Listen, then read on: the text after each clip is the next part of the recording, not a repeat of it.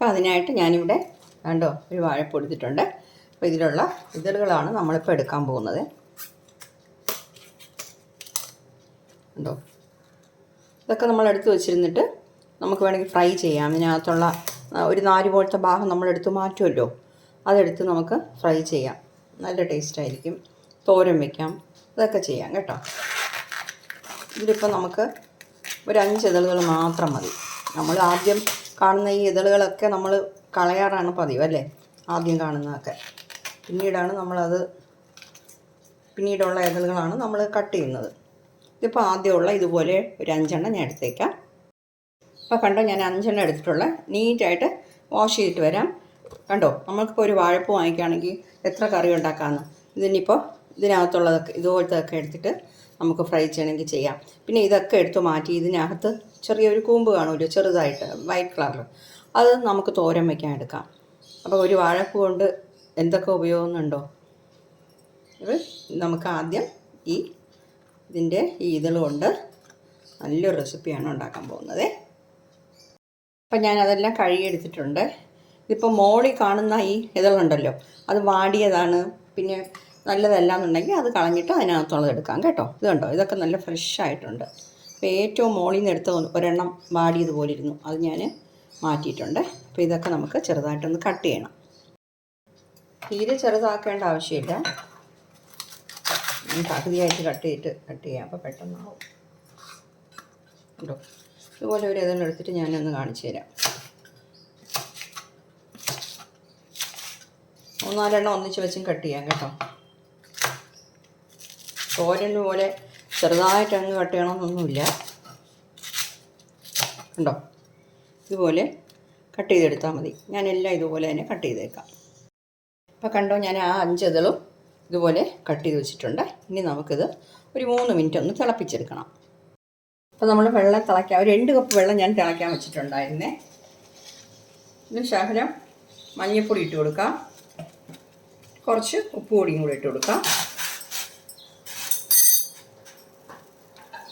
എന്നിട്ട് നമ്മൾ കട്ട് ചെയ്ത് വെച്ചിരിക്കുന്ന ഈ വാഴപ്പൂവിൻ്റെ ഇതളുകളുണ്ടല്ലോ, അതൊന്ന് ഇട്ട് കൊടുക്കാം.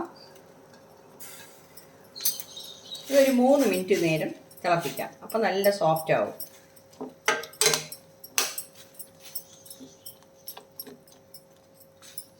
നല്ല വാടിക്കിട്ടും. തിളക്കട്ടെ. തിളയ്ക്കാൻ തുടങ്ങിയിട്ട് ഒരു 3 മിനിറ്റ് കൂടുതൽ തന്നെ ആയിട്ടുണ്ട്. ഞാൻ ഫ്ലെയിം ഓഫ് ചെയ്യുന്നു. ഇതിൻ്റെ വെള്ളമൊക്കെ മാറ്റി ഒന്ന് ഡ്രെയിൻ ചെയ്ത് വെക്കണം. ഇതുപോലെ ഒരു അരിപ്പ വെച്ചിട്ട് ഇതിലുള്ള വെള്ളമൊക്കെ ഒന്ന് മാറ്റിയെടുക്കാം.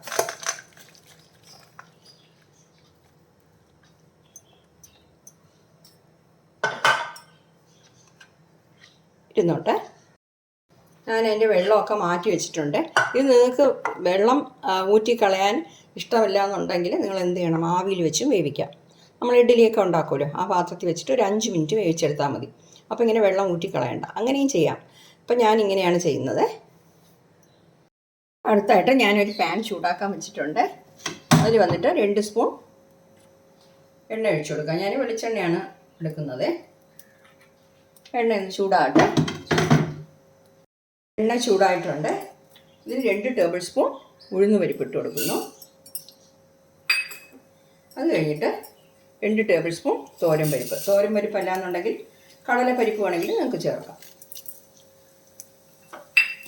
ഇതിൻ്റെ കൂടെ ഒരു 3 മുളക് ചേർക്കുന്നു. നിങ്ങളുടെ എരിവിനനുസരിച്ച് നിങ്ങൾ ചേർത്തോണം. ഒരു 4 അല്ലി വെളുത്തുള്ളിയും കൂടെ ചേർക്കുന്നേ.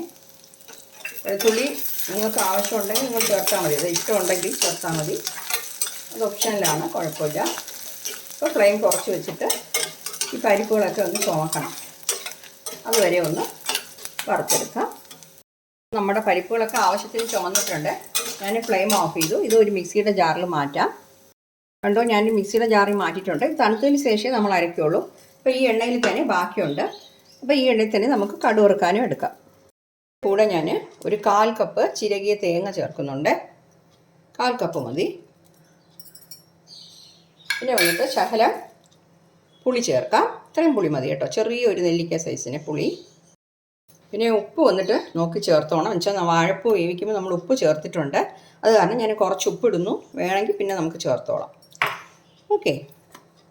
ഇനിയിപ്പോൾ നമ്മൾ എടുത്തു വച്ചിരിക്കുന്ന വാഴയിലുണ്ട്, വാഴക്കൂമ്പിൻ്റെ ഇതളുണ്ടല്ലോ, അത് ചേർത്ത് കൊടുക്കാം.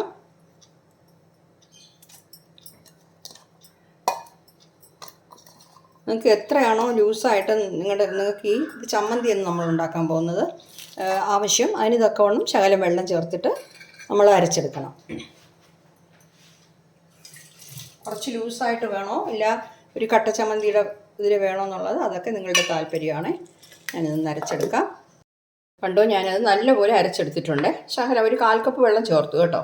ഇത് വന്നിട്ട് നിങ്ങൾ ആദ്യം നമ്മൾ ഈ പരിപ്പൊക്കെ ചേർത്ത് നല്ല രീതിയിൽ ഒന്ന് പൊടിച്ചതിന് ശേഷം വാഴപ്പൂവിൻ്റെ ഇതളുകളിട്ട് അരച്ചാൽ മതി.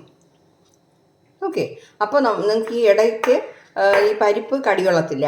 അത് ഇഷ്ടമില്ലാത്തവർ അങ്ങനെ ചെയ്യാം. ഞാനിപ്പോൾ അങ്ങനെ ചെയ്തില്ല, എല്ലാം കൂടെ ഒന്നിച്ചിട്ടാണ് അരച്ചത്. എനിക്ക് കുഴപ്പമില്ല, അതുകൊണ്ടാണ് ഞാൻ അങ്ങനെ ചെയ്തത്. നിങ്ങൾ ആദ്യം ഒന്ന് പൊടിച്ചിട്ട് പിന്നെ ഈ വാഴപ്പൂവിൻ്റെ ഇതളുകളിട്ട് അരച്ചോളൂ. ഓക്കെ, അപ്പോൾ നിങ്ങൾക്ക് ഇനിയും കുറച്ചുകൂടി ലൂസായിട്ട് വേണമെങ്കിൽ ശകലം വെള്ളം കൂടെ ചേർക്കാം. ഇനിയിപ്പോൾ ഇതിൽ താളിച്ചൊഴിക്കാം. ഞാനിപ്പോൾ ആ പാനിലുള്ള അതേ എണ്ണയാണ് എടുത്തത്, വേറെ എണ്ണയൊന്നും ഞാൻ ചേർത്തില്ല. ഇത് നമുക്ക് 1 ടീസ്പൂൺ കടുക് ഇട്ട് കൊടുക്കാം. അത് കഴിഞ്ഞിട്ട് ഒരു വറ്റൽമുളക് പിച്ചിട്ട് കൊടുക്കാം. കുറച്ച് കറിവേപ്പില, ഇത്രയേ ഉള്ളൂ. കടുക് നല്ല രീതിയിൽ പൊട്ടിയ ഉടനെ നമുക്ക് ഫ്ലെയിം ഓഫ് ചെയ്യാം.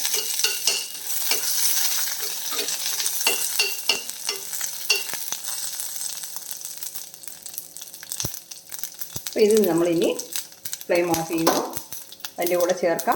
കണ്ടോ, ഞാൻ ആ കടുവറുത്തും കൂടെ അതിൻ്റെ കൂടെ ചേർത്തിട്ടുണ്ട്. അപ്പോൾ നമ്മുടെ സൂപ്പർ ടേസ്റ്റ് ആയിട്ടുള്ള വാഴപ്പൂവിൻ്റെ ഇതളുകൾ കൊണ്ടുള്ള ചമ്മന്തി റെഡി ആയിട്ടുണ്ട്. ദോശയ്ക്ക്, ചോറിന്, ഇഡലിക്ക് എല്ലാത്തിൻ്റെയും കൂടെ കഴിക്കാൻ നല്ലൊരു ചമ്മന്തിയാണ്.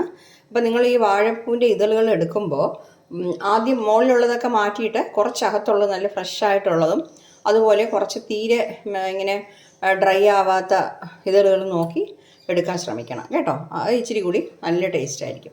ഏറ്റവും മുകളിലുള്ളത് എടുക്കുമ്പോൾ കുറച്ച് വാടിയതും ഒരുമാതിരിയൊക്കെ ആയിരിക്കും മിക്കവാറും. അതുകൊണ്ട് കുറച്ച് അകത്തുള്ള ഇതളുകൾ എടുക്കുകയാണെങ്കിൽ അത്രയും നല്ലതാണ്. അപ്പോൾ ഇപ്പോൾ അധികം ആരും ചെയ്യാത്തതാണ് ഇങ്ങനത്തെ ഒരു റെസിപ്പി. തീർച്ചയായിട്ടും നിങ്ങളൊന്ന് ട്രൈ ചെയ്ത് നോക്കണം. ഇത് കഴിച്ച് നോക്കുമ്പോൾ നമുക്ക് വാഴപ്പൂ ആണെന്ന് ആരും കണ്ടുപിടിക്കത്തില്ല. വാഴപ്പൂന്നേ വരുന്നോളൂ, വാഴപ്പൂവിൻ്റെ ഇതളാണെന്ന് ആരും കണ്ടുപിടിക്കത്തില്ല. നമ്മളെപ്പോഴും ഈ വാഴപ്പൂ കൊണ്ടല്ലേ റെസിപ്പീസൊക്കെ ഉണ്ടാക്കാറ്. അതിൻ്റെ ഇതളുകൾ കൊണ്ട് നമ്മൾ അധികം റെസിപ്പീസൊന്നും ഉണ്ടാക്കിയിട്ടില്ലല്ലോ. അതുകൊണ്ടാണ് വാഴപ്പൂ എന്ന് പറഞ്ഞിട്ട് എപ്പോഴും വരുന്നത്. ഓക്കെ, അപ്പോൾ എല്ലാവരും ഒന്ന് ട്രൈ ചെയ്ത് നോക്കണം. നോക്കിയിട്ട് നിങ്ങളുടെ ഫീഡ്ബാക്കും കൂടെ അറിയിക്കണേ. Thank you.